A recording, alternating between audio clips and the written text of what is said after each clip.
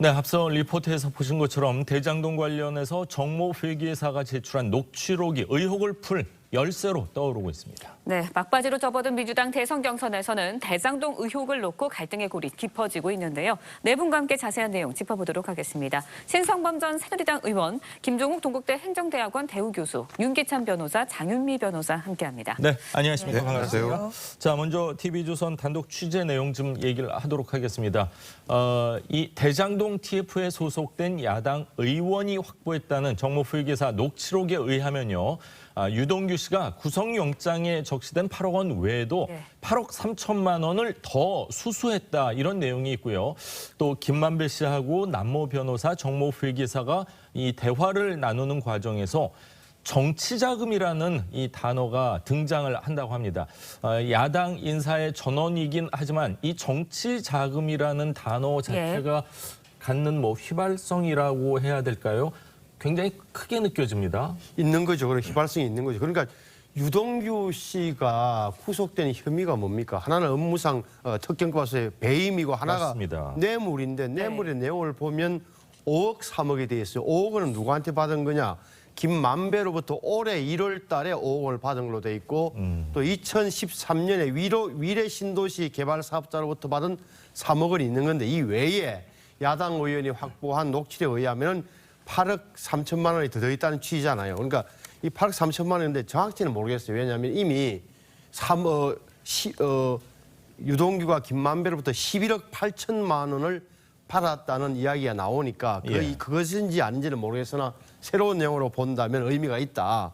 또 하나는 오히려 김만배와 남모 변호사, 미국으로 도주했던 남모 변호사, 정모 회계사 등이 3명이서 대화를 나누는 과정에서 누가 했는지는 모르지만 누가 한 말인지는 모르지만 나는 정치 자금을 대야 하니까 당신 둘이 더 부담해야 된다는 내용도 있다라는 게 지금 녹취록을 들어본 야당의 전언이란 말이에요. 아마 추측하건대 김만배 씨가 얘기를 하지 않았을까 하는 생각인데요. 그러니까 그렇게 되면 과연 이 정치 자금이라는 게 규모가 얼마나 되고 누구에게 어떻게 전달됐을까가 의문인데 이 부분에 대해서는 아마 녹취록이 안 나오는 모양이에요. 그런데 이 정도 녹취록이 있다는 것은 아마 검찰에서 인지하고 수사하지 않을까 싶습니다. 그렇군요. 구체적으로 나는 정치 자금을 대야 하니 당신들이 더 분담해야 한다. 이런 대화 내용이 오갔대는데 사실 사업을 하다 보면은 동업자들의 뭐 공금이라고 해야 될까요? 좀 더 이렇게 얻어내기 위한 거짓말일 가능성도 있고요. 사실일 가능성도 있고 저희가 그것까지는 아직 알 수는 없지만 녹취록 내용만을 봤을 때는 정치자금이라는 얘기가 있고 그리고 배당금 처음 나온 게 2018년도면은 아마 2020년 총선 내지는 뭐 보궐선거가 올해 있기는 했었지만 대통령 선거를 염두에 둔 거 아니냐 이런 예상까지는 가능하지 않을까요? 그러니까 뭐 야당의 주장에 의하면 녹취록이 사실인지는 아직 확인이 안 되는 상황입니다. 주장에 의하면 뭐 이재명 후보가 받은 거 아니겠느냐 이런 이제 추정인 것 같아요. 대선이라고 얘기한다면 추정입니다. 네, 추정인 것 같은데 근데 지금 확인된 건 뭐냐면 유동규 씨가 받았다고 검찰이 얘기하고 있는 8억. 또 하나는 곽상도원 아들이 받았다고는 50억. 성격은 아직 정확히 밝혀지지 않았습니다만 지금까지 확인된 건 이 두 가지인 것 같아요. 근데 녹취록에 의하면 전원에 의하면 김만배 씨, 남 변호사, 정 회계사 3명이 대화했다는 거지 않습니까? 근데 남 변호사 같은 경우 과거에 한나라당 청년회 부위원장 출신이에요. 그리고 남 변호사와 정 회계사가 주로 이 설계 초기부터 대장동 사업에 대해서 많은 얘기를 했다는 얘기가 이미 나오고 있는 상황인 거고요. 그렇다면 제가 핵심은 하나는 검찰에서 얘기하는 유동규 씨의 8억에 대한 정확한 성격, 그걸 파악하는 문제랑 또 하나는 곽상도원 아들이 받았다고 하는 50억의 성격. 저 이 두 가지 문제라는 생각이 들거든요. 지금 나와 있는 거는 기본적으로 지금 국민의힘에서 얘기하고 있는 50억 클럽이라고 얘기되는 명단은 정확히 지금 서로가 다르기 때문에 알 수 없습니다만 5 내지 6명에 대한 내용들 같은 경우가 나와 있는데 거기에 공통점 50억이라는 거죠. 그럼 이 50억에 대한 성격이 뭐냐라는 것을 다 파악해야 될 것 같고요. 그래서 지금 이런 녹취록에 나온 내용들, 확인 안 되는 내용들보다 더 중요한 건 확인된 50억의 성격, 그다음에 유동규 씨가 받았다고 하는 8억의 성격을 확인하는 게 중요하다. 이 성격이 확인돼야지만 그 계좌 추적과 연동시켜서 어떤 뇌물이든 뭐든지 전달되는지에 대한 과정을 알 수 있기 때문에 저는 이것을 미리 추정해서 어떻게 쓰였을 거라고 얘기하기 이전에 이 두 가지 성격을 먼저 파악하는 것이 저는 더 중요한 문제가 급선무라고 생각을 합니다. 지금 말씀하신 대로 아직까지는 녹취록과 관련돼서는 카더라. 저희가 그거를 뭐 사실 확인을 아직까지 할 수도 없고 녹취록 내용이 진실인지 사실인지도 저희로서는 정말 확인할 방법이 없고 그거를 취재하는 과정에 있습니다. 네, 정치자금이라는 표현은 한 차례 등장하지만 이 자금이 누구에게 흘러갔는지 이 부분에 대해서는 언급이 된 것이 없다라고 전해지고 있는데 야당에서는 녹취록에 등장하는 이제 모든 인물에 대해서 자금 흐름을 조사해야 된다 이런 이야기를 하고 있거든요. 뭐 하고 있는지 모르겠지만 어쨌든 드러난 거에 따르면 아직까지는 그런 소식이 전해지고 있지 않거든요. 그런데 저 녹취록의 진위 공방과 관련해서 녹취록이 작성된 경위를 봐야 돼요. 예를 들면 다른 사람이 녹음한 녹취록이 제출됐다 그러면 그런 이제 녹취한 사람의 어떤 진술이 있어야 되지만 저것은 본인이 녹취해가지고 본인이 제출한 거거든요. 그러면 증거 능력도 인정이 되는 거죠? 녹취록은 원래 증거 능력을 인정하지 않는데 그렇습니까? 어쨌든 문제는 뭐냐면 본인이 녹음해가지고 본인이 제출했고 녹취록에 나오는 것에 대해서 제3자들은 부인을 하고 있지만 거기에 등장한 핵심 인물들은 그 내용을 부인하고 있지 않아요. 예를 들면 모 인사 같은 경우에는 본인이 농담으로 했다라고 하지 경위나 그 발언을 하게 된 이유에 대해서는 본인이 해명을 하지만 거기에 그런 기재가 있다, 그런 대화를 했다는 것 자체에 대해서는 크게 부인하지 않고 있거든요. 그렇다면 녹취록에 나와 있는 대화의 그 정황은 사실은 신빙성이 있다. 그럼 거기에 나와 있는 돈의 흐름, 누구한테 얼마 줬고 누구한테 얼마 줬고 이런 것들에 대해서 당연히 자금 흐름을 추적해야 되는 것이고 거기에 관련된 이 자금이라는 것이 왜 형성됐냐면 사업이 성공했으니까 형성이 됐고 사업을 성공시키기 위해서 자금을 썼겠죠. 그렇다면 사업을 성공시키기 위한 단계는 몇 단계 있는데 그중에 제일 중요한 게 인허가 단계고요. 그다음에 지주 작업 단계고 그다음에 나중에 어떤 뭐 여러 가지 드러나는 비리들을 막기 위한 노력들이 있었겠죠. 자, 이런 여러 가지 단계 면에 비춰볼 때 어디에 자금이 쓰였을지에 대한 본인들이 시나리오를 작성을 합니다. 보통 검찰에서 이런 식으로 자금이 흘러갔을 것이다. 그런 연유에 거기에 따라서 자금 추적을 해야 되는데 성남시도 압수수색을 하고 이런 소식이 안 들려오는 거에 보면 아직까지 성남시는 압수수색했다는 소리는 아직 못 들었어요. 맞습니다. 도시개발공사까지는 했지만 따라서 이런 성남시가 애당초에 도시개발공사를 설립해서 전적으로 맡겨서 도시개발공사가 성남의 뜰을 주주로 참여해서 이 사업이 진행이 된 것이거든요. 그렇다면 애당초에 권한의 원천인 성남시에 대해서는 왜 수사를 하지 않느냐에 대한 의문이 있는 것이죠. 그렇군요. 일부 언론에서는 혹시라도 눈치 보는 거 아니냐 이런 뭐 보도가 나오고 있는데 눈치는 뭐 누군지 다 아마 예측을 하실 수 있을 것 같고요. 지금 말씀해 주신 것처럼 사실 녹취록 내용도 중요할 수 있겠지만 그거보다 더 중요한 게 실질적으로 돈의 흐름이 어떤지를 밝혀내야 되는 것 같은데 화천대유나 천하와 동인 같은 경우는 고문 변호사, 자문 변호사 정말 대한민국 최고의 법률가들로 포진이 돼 있는데 이분들과 만약이지만 자금 흐름과 이 관련해서 상의를 했다면은 검찰에서 이거 찾아내기 쉽지 않을 거란 생각도 듭니다. 사실 말씀하신 대로 그 부분이 수사의 핵심 쟁점이 될 것입니다. 지금 드러나고 있는 이 자금을 로비 자금으로 썼다는 부분과 관련해서 지금 영장이 발부된 유동규 전 본부장 같은 경우에 구체적으로 그 액수가 8억 원이라고 적시가 돼 있는데 그 이외에 다른 사람들, 지금 말씀하신 그런 전직 고위 그 법조인들 뿐만 아니라 정관계 관계자들 지금 유동규 씨는 성남에 몸을 담았던 사람이지만 지금 로비와 관련해서 이름이 거론되는 사람들은 여야를 가리고 있지 않아 보입니다. 특히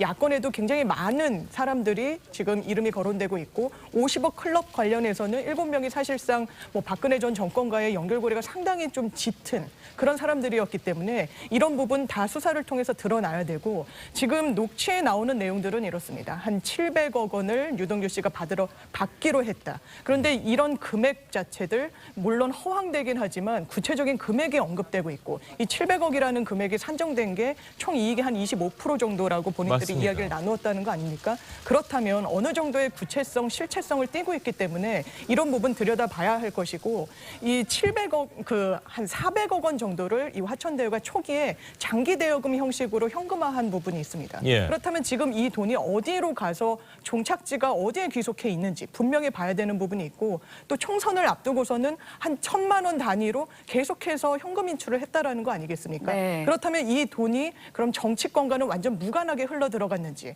이거는 뭐 여야 이런 부분을 떠나서 반드시 검찰 그리고 네. 지금 경찰도 짚어내야 될 부분이라고 생각합니다. 네, 예. 대장동 의혹이 일파만파 확산되는 가운데 민주당 대선 경선 종료일 이틀 앞으로 다가왔습니다. 예. 이재명 후보와 이낙연 후보 간의 갈등 최고조로 치닫고 있는 분위기인데요. 영상으로 준비했습니다. 직접 보시죠.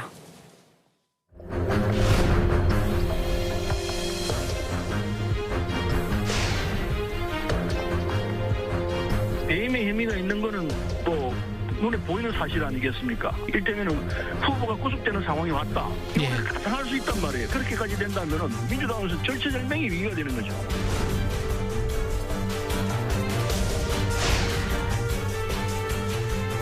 경선이 종료되지 않은 순간 마지막까지 사실은 지지자들한테 호소하기 위한 경선 캠페인의 하나가 아닌가 이렇게 생각을 합니다.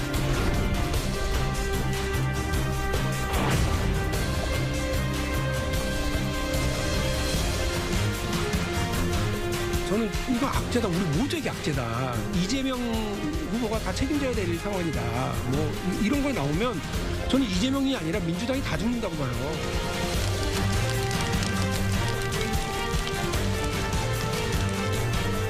우리는 치열하고 정정당당하게 서로 존중하고 협력하는 원팀이 되겠습니다. 하나같이 원팀을 하자고 외치겠지만은 그게 쉬운 일이냐 이게.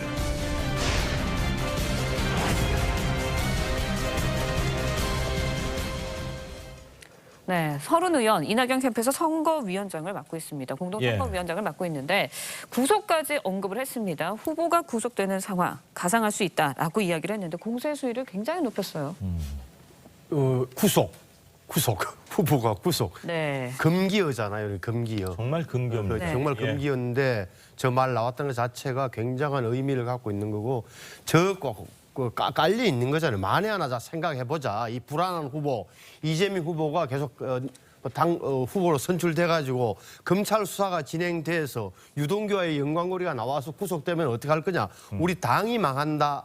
민주당이 망할 수 있다는 게 거의 저 이야기고 또 박용진 후보도 잘못하면 민주당이 다 같이 망하는 거 아니냐. 이런 위기감을 공유하고 있는 건데 물론 단기적으로 보면 이제 내일 있을 경기 경선, 모레 있을 서울 경선 이틀 남겨놓고 마지막으로 정말 하는 말일 수도 있어요. 하지만 민주당 입장에서 냉정하게 본다면 플랜 B라는 의미에서도 생각해 봄직하다.